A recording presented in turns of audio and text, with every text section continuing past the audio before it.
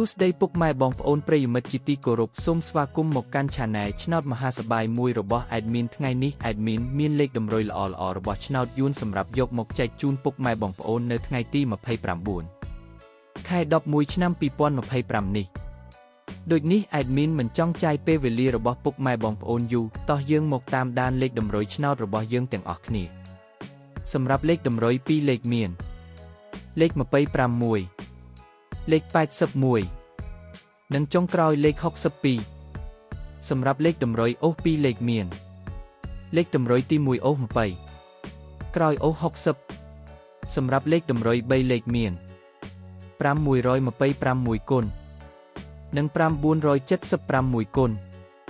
សម្រាប់លេខតម្រុយថ្ងៃនេះ Admin សូមជូនពរឲ្យពុកម៉ែបងប្អូននិងប្រិយមិត្តទាំងឡាយជួបតែសំណាងល្អទាំងអស់គ្នាហេងមានលាភមានជ័យ